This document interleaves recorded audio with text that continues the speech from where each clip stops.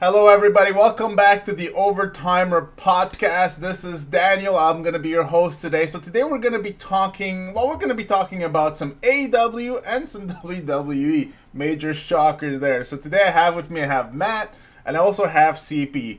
So, hey guys, what's up? What's going on? This is it. Good day.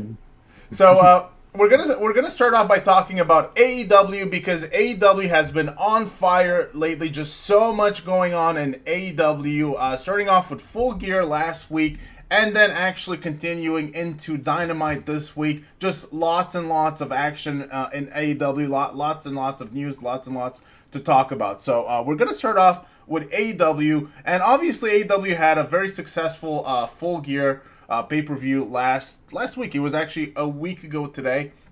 And Dynamite this week was fire. It was unbelievable, in my opinion. One of the best Dynamites that they've ever had. So I'm just gonna pass it over to Matt because he was really excited about what AEW has cooking for us lately. So what did you think about what AEW has been doing lately, Matt? What stood out to you? Well, from top to bottom, Full Gear was probably the best United States pay-per-view of the entire year. There wasn't a single bad match on the card. Like, when you start a show off with Kenny Omega versus Hangman Page for the world title shot, like, you know it's going to be a great show. Every match delivered. The right people pretty much won every match. We have a new TNT champion in Darby Allin. The Young Bucks, unfortunately, won the titles, but they delivered on that dream match they've been hyping up for years now with the Revival. Who would have thought that years ago when they started going on Twitter, like, taking shots that would lead to this just incredible tag team match. You had the Elite Deletion match, which it's always nice to see Gangrel pop up. That came out absolutely nowheres, but why not? He worked with both Guevara and Hardy in the past, so hopefully they keep him on board for something. That main event was just hard to watch at times, like... I think at one point, Moxley got dropped onto thumbtacks. Right. Kingston goes over and grabs the bottle of isopropyl alcohol and just pours the whole thing over his back. And that's something anyone watching can just be like, you instantly feel that, which is the best kind of spots for a match like that. Yeah, that was insane. That match was pretty crazy. And I think it elevated Kingston a little bit, even though he lost. 100%. Like, You know, he looked like going to it took a barbed wire choke to make him finally say, I quit. And that would do it to anyone. No, but I mean, like, a lot of people, perhaps I think a lot of people, anyways, perhaps saw Eddie Kingston as this, kind of like glorified jobber in a sense that can run his mouth on the mic. But I think that match in particular probably elevated him to actually being a legit, perhaps a legit contender at some point down the line. Obviously, it wasn't his night. He didn't win. He lost, but the way he lost was setting him up for perhaps something bigger. He actually did come out on Dynamite and say, "I will be AEW champion." Now, I don't know if he knows something we don't, like backstage or not. Usually, when people say that, I feel like, especially when they say it without like an actual championship match in the works, I feel like there is something going on there. So I feel like perhaps this is true. We're going to see Eddie Kingston as champion at some point. I don't know. I don't know what you think about that. Could definitely happen, because it looks like he's set up for the feud with Pac next, who was returned at the end of Dynamite after about 8 months being locked over in the UK. They seem to be setting up a big match with Pac and the Lucha Bros probably taking on Kingston, Butcher, and the Blade, probably that December 2nd show, when they're also going to be doing Omega versus Moxley for the AEW Championship, which is just a giant match to give away on free TV. I still can't believe they're not dragging it out till Revolution in February. Like, they're just going to give fans that match, and that's one of the reasons why AEW has so much good faith. Like, they will just give these giant title matches for free right on TV for everyone to watch, and it's probably going to be incredible. Yeah, and the other thing is that I don't know what you guys think. I don't know about you, CP. I don't know about you, Matt. But to me, it kind of feels like Jon is going to lose that match. I don't know what you guys think about that. It definitely feels like it's his time. He's been champion for about almost over 200 days now, 259 days. He'll have the longest. He's already has the longest reign in history, but he really doesn't have many challengers left. He's kind of beaten everyone that's been up at the top. While Omega, he hasn't faced MJF. He hasn't faced Eddie Kingston. He hasn't faced all these top people. Like, there's a lot of built-in matches right there for Omega, but all Omega really has left is all Moxley only has left, is Kenny Omega. Like there's nearly no one else at the top for him to face at this point. So if he wins, who knows what's next? So do you think he's gonna win? 100%. Omega is going to walk away with the title that night. What about you, CP? What do you think? Yeah, I think he almost has to win. And they kind of looked it that way up to this point. I said Mox has been a great champ for a long time. I mean, I personally think he probably should have lost it a couple matches back. Yeah, I agree. But yeah, they've maxed out. I mean, he has no one else really to go through except for Omega. And Kenny's been pushing it so hard now. I mean, he's brought back the cleaner and everything. It's like he's set for it. I think there's no way he's not going to lose that match. That's that's very interesting, guys, because I think that this will be the first time that the title changes hands on a non pay-per-view. I think Chris Jericho won it on a pay-per-view, and Moxley won it on a pay-per-view. So this would be only the third or actual second title change, but this will be the first time, if it happens, that it happens on Dynamite. Yeah, that'd be a huge moment to kind of have out of the way pretty early. Because the thing about title matches on TV is, you'll see something, you'll be like, oh, they're not going to win the title. It's a free TV match. They're not going to put the title change off a pay-per-view. But if they set that precedent early, it kind of adds that anything can happen effect of these matches. Yeah, and plus with the long reigns they've been giving, it shows that, okay, it's competitive nature. The champions they put in there, they believe are going to be long-term, champions, and they have a lot of faith in that. And when they come out with something like this, like you're saying, it's a whole game changer, and that's not something you see much anymore. It's always the big matches are always on pay-per-views. Yeah, and it'll be the 10th title defense for Moxley going into this. He's defeated Hager, he's defeated Brody Lee, Cage, Allen, MJF, The Butcher, Lance Archer, and Eddie Kingston twice. Like, that's been a really good reign. Except the Jack Hager match, that was just a kind of a misstep near the start there, but once they got past that, it's just been great match after great match, but every reign has to end, and why not end it with Kenny Omega? The Jake Hager match, that was the match that was kind of like no holds barred in the arena kind of match, right? If I remember correctly. And I think only JR was commentating that match. Yeah, it was an empty arena match after arenas were empty for weeks due to COVID, and then Jim Ross was the only person on commentary. It went 30 minutes. It was a complete bore fest, but after that, they quickly picked up the pace with the Brody Lee match, and then he just kind of cruised the rest of the year, just being the top face in AEW, undisputedly. Yeah.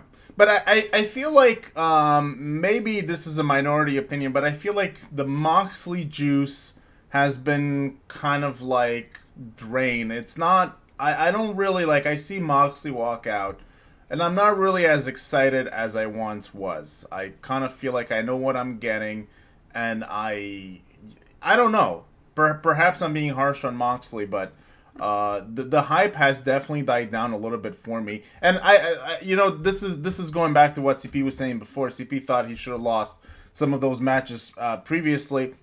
I think perhaps the one I thought maybe he should have lost was the one against Lance Archer. I thought Lance Archer was poised to become...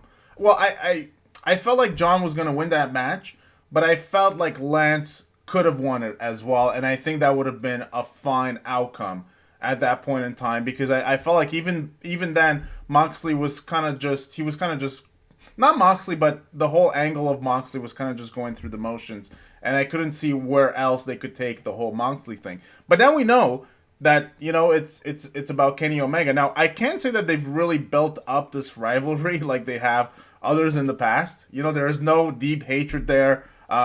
It's not personal like it was with Eddie Kingston, and Eddie Kingston actually, in my opinion, did a marvelous job of selling, especially on last week's Dynamite, not this week's, but last week's Dynamite, kind of selling the rivalry, and like he was putting everything into winning this championship. I think that was honestly really good by Eddie Kingston, and coming from someone that's not really a big fan of Eddie Kingston. But so I felt like the whole Moxley thing was running on fumes. It kind of got reinvigorated a little bit, I think, in part thanks to Eddie Kingston. But I think I agree with you guys. I don't know if there's anywhere else to go at this point besides a big L against Kenny Omega on Dynamite. But like I said, do you guys think that the build-up perhaps is going to be a little bit lacking for this match, especially if Jon Moxley loses the title. Yeah, they kind of have that match from Full Gear last year to play off. That's kind of really the only interactions Omega and Moxley have really had. That big lights out match with the crazy barbed wire beds and all that. But Which that's really Kenny not that much to build lost, off. and Kenny lost, but he says he lost, right? Yeah, He lost, but but it wasn't sanctioned. it wasn't sanctioned, right? And that's what he said this week on Dynamite. He's like, as Yeah, far he as can't put it in the record book, so as it didn't far as happen, I'm therefore it aware, didn't. there is no loss because I was looking at the record books. There's no loss there, so that was funny. Yeah, it's kind of where they're going with that. But that's really kind of the only fumes there really is to build off this. It's more just, here's two really good wrestlers. They're going to kick each other's asses. Who will walk out the champion? It's kind of a simple build, but I'm sure they have something up their sleeve for it. Well, Yeah, I definitely some twists coming with that. Like I said, just like Matt was saying, just like a simple build. But I think it's going to be maybe working on the fumes of that match, where it's like, well, yeah, you didn't really beat me. It didn't count in the record book, so it's not really a win type of thing. And then you'll have Mox like, well, and I'll pound you into submission. He is like the poor man's Stone Cold. yeah, yes. So I kind of just see like that type of angle where it's just like, well, yeah, I may not beat you there, but I will make you quit here type of thing. Kind of like he did to Eddie Kingston a little bit, Yeah, just kind of come in, say a couple words here and there, just like, I'll see you there. You'll be sorry you showed up. Have a good one. And then Omega will cut one of his promos. It's just just be something where just exchanging barbs, nothing serious, nothing too heated. It's like, you know what, this is just gonna be a great match. I'm looking forward to it. I'm looking forward to back and forth, and I could almost see it almost be like the Hogan Warrior match in WrestleMania 6, but not like that big. It's just a mutual. Yeah, these mutual guys are just great athletes that are facing off in the ring. I personally think that build works just fine. Like, I don't think that every build you have to have this kind of nasty, very personal kind of angle. I think you can have that, and then you can have a more simple build. I have no issues with that personally. I'm just as excited to watch a match between two very good, very talented, almost equal competitors without like a very nasty build. I don't feel like it needs that. My only question is we've been, I think in the past video, in the last video that we did, I think we were kind of talking a little bit about this, but we feel like there's this big Kenny Omega heel shift that is supposed to be happening. We thought maybe it was going to happen at Full Gear. Didn't really quite happen. Now we know that Kenny has become a little bit, let's just say, a little bit more arrogant than he was in the past. But is that really the big heel shift that we were waiting for, or does AEW have something else that up their sleeve with this kind of Kenny transformation, shall we say? I don't know what you guys think about that. I feel like there's going to be something waiting in the wings here for once he wins the title. Maybe then he just starts hyping up these big title matches and brings out someone like, who's a good, faces Sonny Kiss again, for example, and just pairs right to him, and then just really kind of just. Because the first match was so great, right? We just absolutely need to see another one of those. Just pull the Bo Dallas angle from NXT, where he was a babyface. Well, he was a heel who thought he was a babyface. The crowds were cheering him on, but whether they wanted him to go away. But he was just really buying his own hype, thinking, I'm the biggest thing in wrestling right now. I hold this title. I'm going to be great. That might be kind of where they go with Omega, because he's really not just a vicious heel. He's more just an arrogant prick, which it's what works for him. They'll probably try to do that. If it doesn't work, he'll just go back to being a babyface. Right. But it's we'll kind of have to wait and see. AEW can kind of go with these long-term builds. They'll kind of build something up and then it'll deliver almost like a year later. So who knows? We might have to wait for that heel turn. It might not even happen. But they seem like they have kind of planted some seeds for it. They have. I feel like they have been doing that ever since the split with Adam Page as tag team partners, and then Kenny kind of coming to the commentating booths. And then, saying, oh, I'm not a tag team guy. And it felt like something was brewing, but it hasn't really kind of delivered or kind of transformed into perhaps what we were expecting. Which I guess perhaps AEW, we should kind of think about how AEW does things. And I agree with you, they have these long builds. Whereas in WWE, if you had someone kind of like giving those hints like Kenny Omega was, you would know right away there's a massive heel turn coming in a few weeks, perhaps a month at the latest, and there's going to be something really like, this guy is going to backstab Hangman Adam Page really badly or something. Whereas AEW, it's way, way more subtle, and it's a little unusual, I have to say, because it's just not something we're all that used to, at least in my opinion. Yeah, it's something we got to more kind of get used to with AEW, how they're going to be doing things different than WB, but people are so used to WB because they were the only game in town for God knows how long. Like, it's a bit of a breath of fresh air in that way. Oh yeah, like I said, I mean, it's like so different. It's almost like the old WCW where Bischoff was playing like the Sting Hogan thing. They played that for like what, a year and a half, 2 years, where they finally faced off. And it's like he get the long term build on in Omega. I mean, I could almost see him doing it partly in that match. Like if he has to go to that dark place to beat Moxley, I can almost see something like that to where that's like the next seed for it. But then how long down the road does it really pay off? Right. But it is kind of nice. You don't. It's not like, well, the storyline can only last this month and then we're done and then move on. Yeah, so it's kind of nice to just sit there and just watch the gradual build on it. Mm-hmm. I don't mind it, I have to say, because it adds, I would say, a different layer or more depth to the storylines, and it makes it perhaps a little harder to predict, just when the real heel turn happens, or like those lines are a little more blurred. Whereas WWE is just, I feel like, way more simplistic in terms of that. It's like, here's the event, here's the moment, and then that's it. Like he went to the dark side or he became a face or whatever. And so, yeah, I really kind of dig. I dig the long builds. I dig the long title reigns. I like what AEW is doing in general. I think they had some weak Dynamites just perhaps a few weeks ago, but I feel like lately they are really on fire, and I feel like they're making all the right moves. They just got to get Jon Moxley to lose that belt so we can get some fresh blood into that championship title picture. That's just my opinion. But yeah, outside of that, they're doing all the right moves, and of course they also released the game trailer for the new AEW game that I know Matt wanted to talk about, so that's why I'm bringing it up. But yeah, we didn't get a whole lot to see. I think they had an event on Tuesday, right, Matt? Yeah, they held an event just before AEW Dark on Tuesday. They announced both. They have 3 games in the works. One's a big console game. It's going to be kind of similar to WWF No Mercy. They have the director of that game on board. Of course, everyone's a huge fan of those old N64 wrestling games, so it's going to be refreshing, but that's still going to be a ways off. They have Ukes being the developer.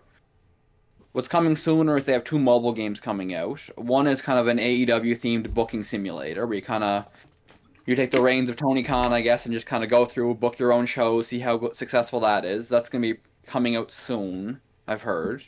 And then they also have a casino gambling game coming out, which is just a skin swap of the developer's other kind of games, which I guess you can enter tournaments, win AEW merch and tickets and stuff through the app, but it seems it's kind of just a cash grab game. It's kind of a bit weirder, but they have always had this casino aesthetic with the buy-ins, Double or Nothing, all these shows, so it makes some sense, but it's more just a way probably than to build up money for these other games.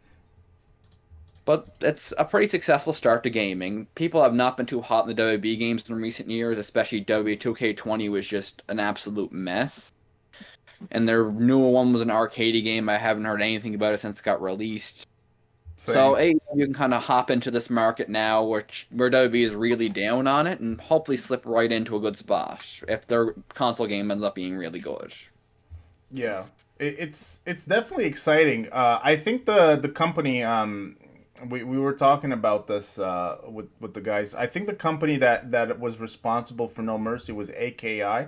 And I think they have some tie to THQ or to Ukes. I forget. Yeah.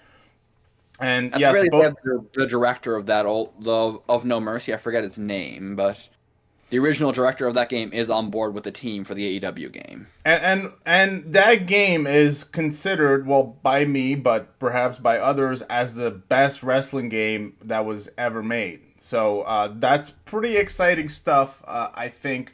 And of course, like people that play those games back then will know that, the grappling system was a big reason for why those games, did so well. It just created this kind of flow continuity to a match, which you don't seem to have anymore in the 2K games, like 2K20. They're a jumbled mess. I've tried playing 2K20. It was horrific. I actually bought it mainly just to see how bad the bugs were because that's what all the hype was about.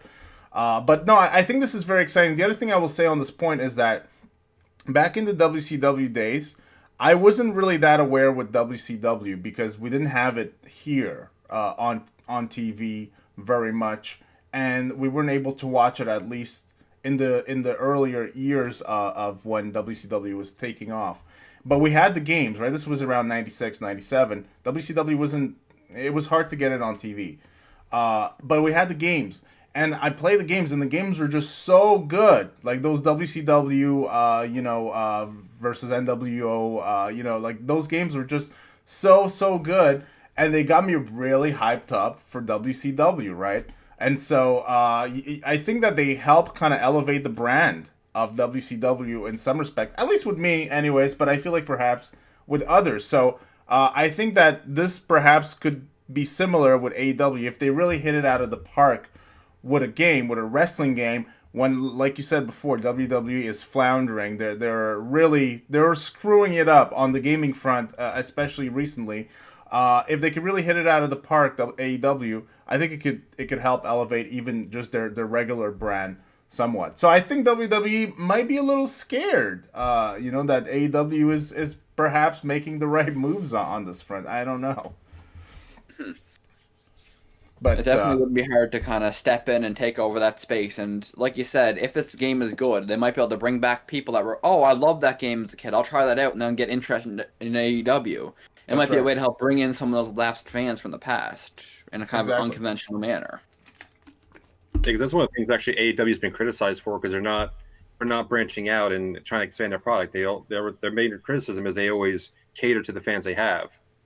That video game that can bring in fresh blood, new eyes, and everything like that. That's basically what their biggest criticism, and that would actually go a long way to solving that. Yeah, that's true. It's true. AEW is, because they have, like, I don't know if it's a niche kind of fan base that AEW has, but it's like an indie. AEW has an indie-ish kind of feel, I guess we can say. I don't know if you guys agree with that, but they're definitely more experimental than WWE. They're trying more things, perhaps more indie-ish kind of things. They try a lot of things that perhaps appeal to a certain fan base. And like I think, especially me and CP, I think we've criticized AEW in the past for not including more traditional wrestling aspects into the storytelling and whatnot. Sometimes they just go overboard, and we feel like it's not necessary. Especially from a storytelling perspective. So there's some criticism to go AEW's way for sure, but perhaps, like you say, CP, perhaps this is their way of kind of going forward and trying to get some additional fans. Maybe this will also kind of transcend into their just overall wrestling package as well. Who knows? You have to remember, they are a young company. Everyone that's basically the head of it are new into heads. They're literally started learning on the job like a year and a half ago. So, I mean, they're getting better. You see the gradual progress. It's a new company. Everyone's new in their positions. I think they're figuring it out. Each week it gets, they make tweaks. They do this, they do that. They add this, they add that. I think it'll get there. It'll, like I said, just like WCW, it took time. Mm-hmm. Yeah, I agree with that. Okay, so do we want to say anything else about AEW Dynamite? Is there any point that we feel like we should bring up, or should we move to what WWE has cooking for us? All I really have in AEW Dynamite, they prove they can put out a really great episode of Dynamite without their major players. So Walter kind of took the night off after the pay-per-view, with kind of more minor players like Penta and Phoenix, the Natural Nightmares, Butcher and the Blade, Sean Spears, Scorpio Sky taking the spot, and they still delivered a great show, which is a great look going forward, because they don't need the Kenny Omegas, the Jon Moxleys, the Young Bucks, and all that to kind of make a compelling show in terms of in-ring work, which is definitely a good plus on their part. We've never really seen that before. They've always kind of had at least one or two of them people kind of holding the ground down, but this past week they just went with almost like their B team, and they still knocked it right out of the park. Yeah, I agree with that, actually. It did not feel like a B team show at all, and that was the interesting part. I actually didn't, to be honest with you, I didn't realize that the big players were not wrestling, because Well, especially that like Butcher and the Blade match that they had. It was all bloodied and it was like it was really insane, right? Yeah. That match was crazy. It was crazy good. Some of the moments were good. I actually, I know you, Matt. You criticize Sean Spears. You don't really like him, but I actually thought. I actually thought that the match wasn't all that bad, right? That he had versus Scorpio Sky. I mean, I think it was a little predictable in terms of the finish, but It was solid. overall, it was a solid match, and with a good build up because these guys have been going at it for some time, and they didn't actually have their match on their that match was a pay per view match. Yeah, I that could mean, have been fought right into Full Gear. right? Like you can say whatever you want about Sean Spears or Scorpio Sky or whatever, but based on the build up and everything, that was a pay per view match that they just didn't put at Full Gear. We got to see on Dynamite, so we can't really complain about that. And of course, the main event, Penta versus his brother, was just it was a brutal match. It was awesome all around, but it was brutal. Like the few pile drivers that we saw, especially one on the apron there. I was actually because you saw his head kind of under his legs, so you felt like it was kind of screwed up a little bit or something. So I got kind of flashbacks of Owen Hart versus Steve Austin there for a second.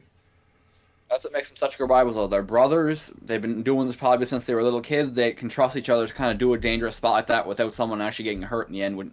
But while making people at home being like, "Oh my God, Phoenix is going to be in a wheelchair after this." Yeah, I thought they killed him. I saw that head poke out the bottom. I saw him hit and just crumple to the ground. Like, oh, good. The bigger brother's killed his younger brother. That's going to be great. Like that's just like wow. It was insane. It was just insane. And then after that pile driver, what do you call it? A pancake pile driver or Package power driver. package pile driver, right? And after that pile driver on the side on the apron or whatever, he gave him another one in the ring. I was like, dude, you don't really need to do that. I think the guy is out at this point, but whatever, fine. We get the point. You really had to put him out. Then you had Pac come back right after the match, kind of because they were kind of doing the whole Death Triangle thing before he got stuck over in the UK. They got stuck in Mexico for a while, so they're kind of trying to bring that back. But Kingston has kind of dragged the Lucha Bros apart quite a bit in the last couple of weeks, so it'd be interesting to kind of see where that goes. Right, because Pac was he was forming this triangle with the Lucha Brothers, right? Yeah, I remember now. Kingston kind of slipped in like, well, I'm your new leader now. You can't speak for yourself. I'll speak for you instead of Pac. He's over in the UK. He doesn't matter anymore. But now he's back, pissed off, and ready to go. But what was the build up against Eddie? Was there a build up against Eddie Kingston or before before Pac left? Was no, because Eddie Kingston wasn't even around, right? No. This is all pretty fresh, kind of just based on the fact that he kind of took his two faction boys and kind of put them into his own thing, and he's just like, I'm pretty sure Pac just wants to fight the world at this point after being locked up for so long, which is just going to be incredibly entertaining. He's probably just going to murder. I think he's supposed to face Blade next week, go Butcher and the Blade, and he's probably just going to murder him flat out in the middle of the ring.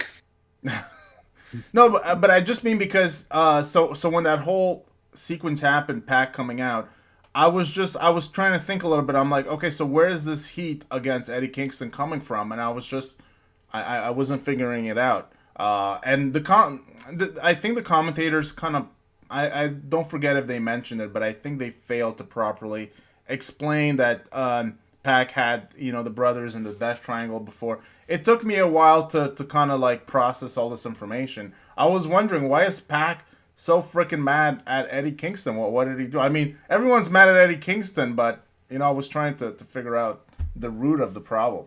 And they'll probably explain that better next week on Dynamite. They think they're kind of running out of time with how everything went. They're kind of had just kind of get Pac out there, get the setup for next week. We can figure it out then. Yeah, I agree with that. So that's going to be interesting. It's going to be an interesting rivalry. The brothers, the Lucha Brothers, is going to be interesting. They were tearing their masks off, which is like, according to JR, it's a disqualification in Mexico when you try to do that. So it's like really nasty. Yeah, you can't do that, right? It just you don't do that, and so obviously they're going to keep going at it. I guess that's going to be the plan. I don't know. And we Yeah, I saw, think I of saw course, on social media Phoenix called for a third match, kind of, because they've each won one match now, kind of have to have that big tiebreaker, and then maybe they'll make up, maybe they'll fully break up the Lucha Bros. It's yeah, kind of just another seed in the AEW garden here, kind of going to sprout up in the coming weeks. right, right. So we'll see what happens. I mean, their matches are great. Yeah. So you had Phoenix win the first one, you had Penta win the second one. I think you're right. I think we have to see a third match and see what happens. Of course, we saw Kingston clearly siding with Penta at the end and kind of kicking Phoenix out of the ring. I thought that was kind of interesting there at the end. Like, oh, it's okay, you just get out of here, I buddy. found it hilarious. Ray Phoenix just is dead here after taking two pile drives. Kingston just kind of shoves him out, kind of kicks him under the bed, like, get out of here. Yes. We don't need you anymore. Get out of shot. They I just punched know. it back in the ring. You know, it's like, oh, you're not worthy here. You're a loser. Yeah. It was pretty. It was just a subtle, but it was pretty. Yeah. I don't even know if everyone picked up on it because I'm not sure that the commentators really picked. I forget. Maybe they did, but it was pretty hilarious and a reason why I think Eddie Kingston is kind of growing on me because I wasn't a fan of his up until like 2 weeks ago. You know, because here's a guy that looks like a schlub, you know, and he can talk good on the mic, but you know, just like that look, it's hard to get past, you know. But I think he's been doing a good job. I feel like he's putting in the work, and so yeah, I'm becoming an Eddie Kingston fan, just like Orange Cassidy won me over. I feel like Eddie Kingston is doing the same, so that's good. Okay, so I think this is gonna do it for AEW, guys.